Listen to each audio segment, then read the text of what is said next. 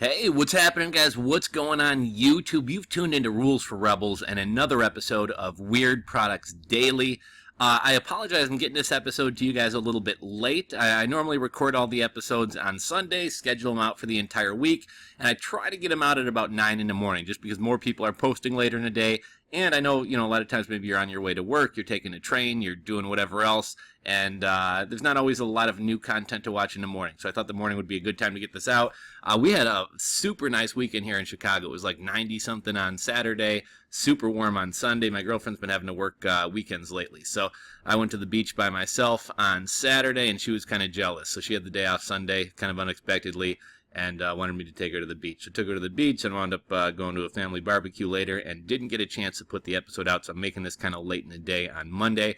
But you've tuned into another episode of Weird Products Daily. This is a daily series we do where we cover kind of unique products, interesting products, maybe products you haven't seen before, sometimes weird stuff, sometimes cool gadgets, sometimes interesting stuff, and sometimes just odd gag gifts and things.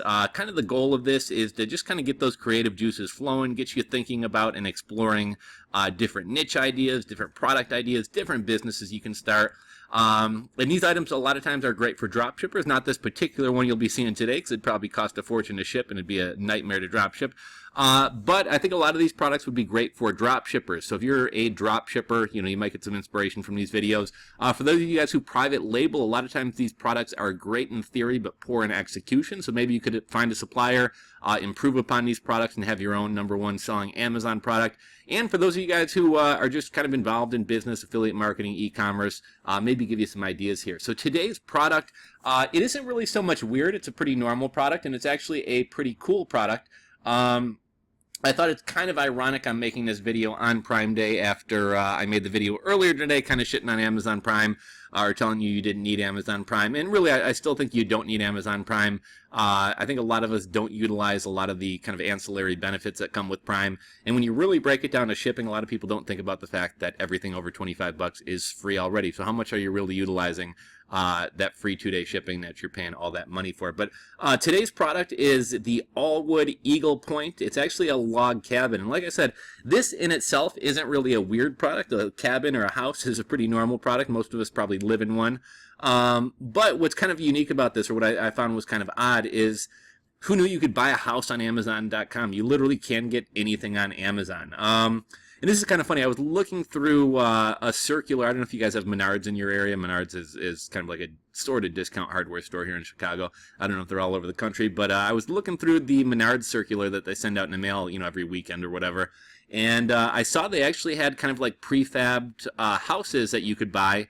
And it was pretty cheap. They had like a really nice, like 2,000 square foot house, wraparound porch, like a really sharp looking place, decent size, look good quality. And it was only about $124,000, which isn't cheap, but that house built in a lot of nicer areas would cost a lot of money, and obviously a lot of that is land.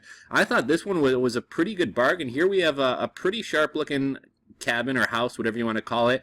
Lots of windows, lots of natural light. Looks like this thing is 1,108 square feet, which some people might think is small. I live in a smaller house. I recently downsized probably about 1.5 2 years ago. Went from like a 3,200 square foot house down to, I think my house now is probably about 1,050 square feet. Somebody had asked me to do a house tour a while back. I noticed a lot of like YouTubers do that. And I was meaning to make a video about that. I know a lot of my audience is kind of the age or the time in their lives when they're like buying their first homes, moving out, things like that. And I'm, overall pretty happy with my decision to downsize. So I was actually going to make a video kind of talking about living frugally and downsizing, how much space you really need, all that kind of good jazz. So if you guys have an interest in seeing that type of video, let me know. I was actually going to make one the other week, and my house was a pigsty. I knew my girlfriend be yelling at me. It was all cluttered.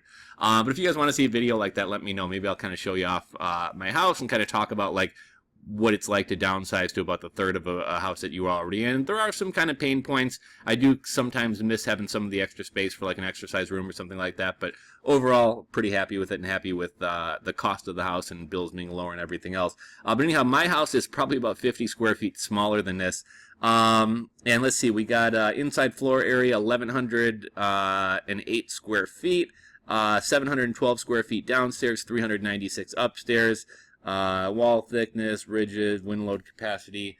Let's take a look at some of these pictures. So we kind of got the interior blueprint or layouts there.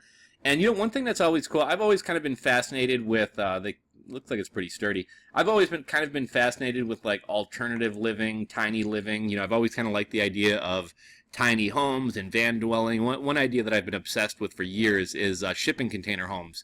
And not only do I think it's just kind of cool to do something like different and have a more unique house, but one of the things that's really attractive about it is theoretically it should be a lot lower cost than traditional building.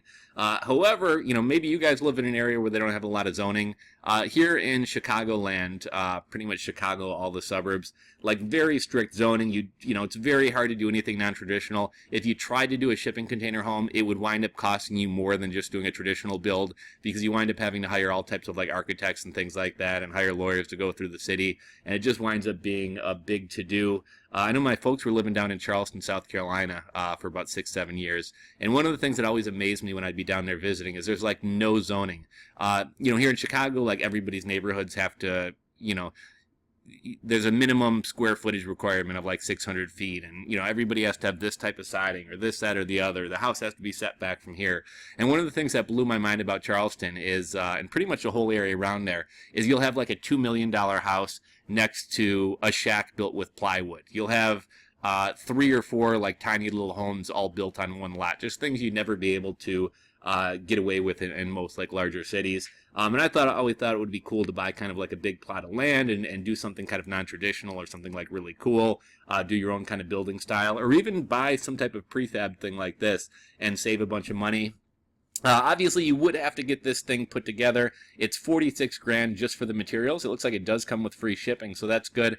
I was just kind of curious, like, how much would it cost to build this stuff? And I really have no idea. If you happen to work in the trades, you're a builder, your dad's a builder, if you have any idea how much it would actually cost in labor to get this thing built, I'd be curious to know. Drop a comment down below and school us a bit on that. I'm just doing some very, very basic research, like 30 seconds of research on Google.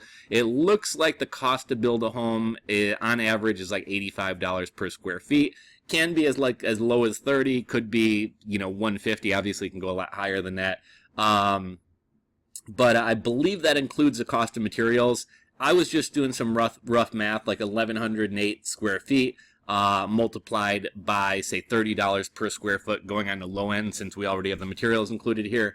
And that came out to about 30 grand. So say 47, 57, 67, 77. So say $77,000 for the materials and to have this thing built. And I'm guessing you probably need some interior finishes and toilets and things like that. So you're probably realistically coming out closer to 85 to 100. But I just thought it was kind of crazy that you could buy literally a house on Amazon.com. I think in one of these weird product daily videos, I think we did touch on like maybe a backyard studio or like a shed type kind of thing in the backyard. But I didn't know that they sold full houses. So just thought this one was kind of interesting. Figured I'd share it with you guys. If you're interested in checking this out, I'll put the link to it in the description box below. If you guys, have any knowledge, maybe you work in the trades or something like that. If you have any, anything to add about like prefab places, what it costs to build them, what zoning works out like, I'd be curious. And it seems like a lot of people are kind of interested in tiny homes and non-traditional living and prefab homes. So I'm sure other people would love to hear about that as well. Drop us a comment. If you enjoyed this video, give it a thumbs up. If you're not subscribed, hit that subscribe button down below, and we'll catch you on the next video. I'll see you guys tomorrow morning for another episode of Weird Products Daily.